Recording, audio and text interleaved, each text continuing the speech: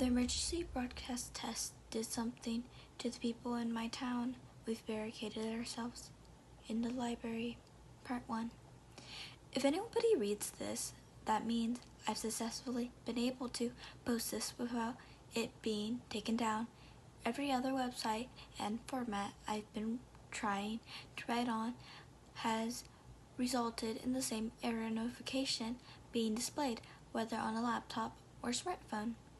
I can only assume it's something that the people in charge of whatever this is have done in order to prevent anyone left from getting word out about what happened here. Some kind of jamming device or scrambler. But whatever reason, this site still remains accessible, and so I'm posting here in a place that I don't think they'll ever check, because someone needs to know the truth. I'm pretty sure everyone knows about the test of the emergency broadcast system that happened earlier today.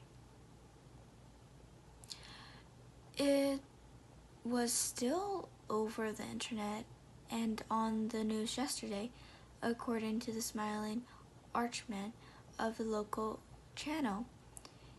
It would happen around 12:20 in the afternoon and last for about half an hour, broadcasting on television, radios, and every cell phone turned on at that time. The town I lived in, those names I don't dare write in case anyone modifying the internet is using a controlling program searching for specific names or phrases, only has a population of about 1,500 people. Because it's such a small and tight-knit community, conversation about the announcement began spreading like wildfire. Didn't they already do a test on the system less than 3 years ago? Old Miss Carsey asked the cashier at the grocery store while I stood in line behind her with a frozen pizza in my hands. I think I read something about how they're required to perform the test every 3 or 4 years, Laura, she replied, while she waited for the elderly woman to finish writing out a check for her purchases. Later that night, my parents had gone to bed as I goggled myself on the remaining slices of pizza and watched reruns of I Love Lucy, and I got a text from my friend Aubrey. If I have to hear about this stupid test one more time, I think I'll scream, it said. I let out a small chuckle and typed back, yeah, you think that with all this commotion over the town that we were about to end up in a 21st century version of Caribbean Missile Crisis or something. After a few minutes, my phone vibrated in reply, lol, no joke. I was going to ask if you wanted to do some skateboarding tomorrow. We probably don't have much time left until the snow begins to fall. Hell yes, I muttered quietly to myself, then typed out a reply. I'm absolutely down for that. I'll meet you in the parking lot of the diner about 11:45. I hit send, then a thought occurred from me. I sent a quick second message before she could respond. I'm gonna turn my phone off tonight and leave it at home. I don't want to have to deal with the annoying tone going off.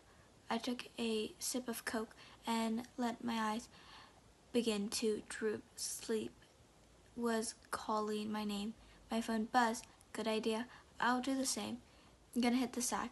After bidding her goodnight as well, I held down the power button on my phone, the Samsung logo briefly showing before turning black. I reached for the remote and shut off the TV, dumping my dishes into the sink before heading upstairs, tossing the powered down, phone onto my desk. I set my alarm for 10 before climbing into bed and quickly falling into a deep and dreamless sleep. In retrospect, turning off our phones and leaving them at home is probably what ended up saving our lives, at least sparing us that horrible, intentional fate anyways. In the morning, I quickly told my parents where I was heading, and after promising them I'd be safe, I grabbed my skateboard, home keys, and jacket, headed out the front door. The chilly fall air smacked me in the face as I let gravity pull me down the restrictable street towards downtown. Behind me, the rocky mountains rose, imposing up into the sky, seeming like the turrets of the castle fortress. There's been a rumor going for close to 40 plus years that horrible writer Dean Custos once visited here in the late 70s and ended up basing the fictional town of Snowfield on it and his novel Paranormals. I think it was a load of bullshit, though. I can't deny that our town looks very familiar to what the book described, so who knows? Looking left and right to watch out for the cars and trucks, I entered the town proper and made me beeline for the diner. Aubrey was leaning against the steps which led to the front door. "You're 5 minutes late, you know," she said, jokingly checking the watch on her wrist. If I waited any longer, I would have had to organize a search party.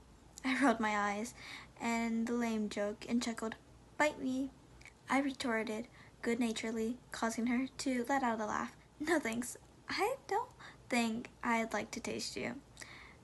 This time, a full-blown laugh burst out of me, which set her off more. After a few seconds, we got control of ourselves again and straightened up. "So, where'd you want to go skate?" she asked me. I thought for a second, looking around the diner, packed with protons, having either lunch or a late breakfast, and the parking lot full of cars and trucks, too risky to scare here. An idea came to me, and I snapped my finger. The old Blockbuster.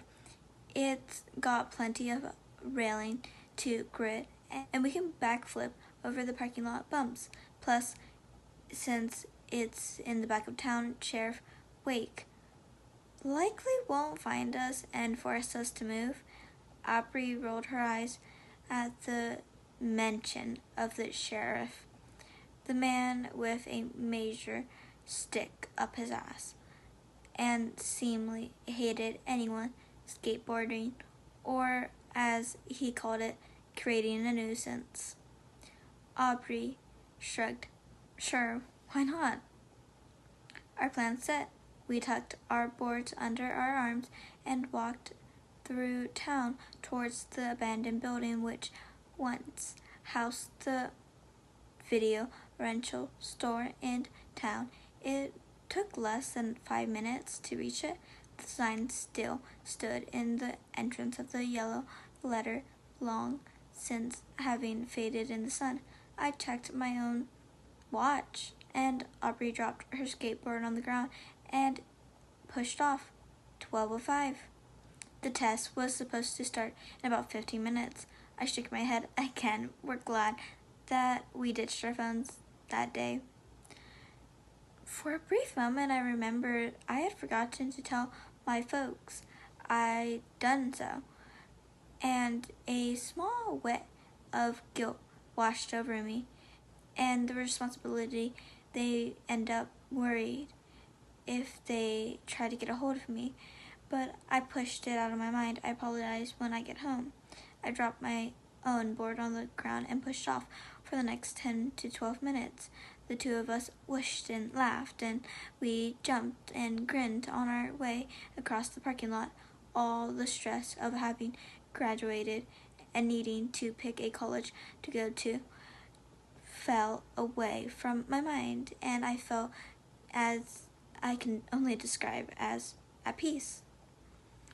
That peace was shattered by the sound of tires screeching, steel glass smashing against each other, rummaging off the buildings, and seemingly above the mountains above us. I'd been in the middle grinding the entrance railing. Then it came, and it startled me so badly I lost my balance, the board shooting out from under my feet as my hip smashed into the railing and I fell back off the earth, basically. I lay there for a moment, staring, pain shooting through me before I felt a hand on my shoulder. Damn, that's one nasty fall, Aubrey exclaimed. Are you alright? After deciding I hadn't broken any bones, I answered, Yeah, I think so. It stings like a bitch, though. I looked up at her. What the hell was that sound? I asked her. She shook her head, and a familiar confusion expression on her face. I don't know. It sounded like it came from back at the main road. She looked around, then back at me. I think it was a car crash. My thoughts exactly the same, I muttered, pulling myself into a sitting position. Helping me to my feet, she motioned towards where the sound was coming from. You want to go see? She asked.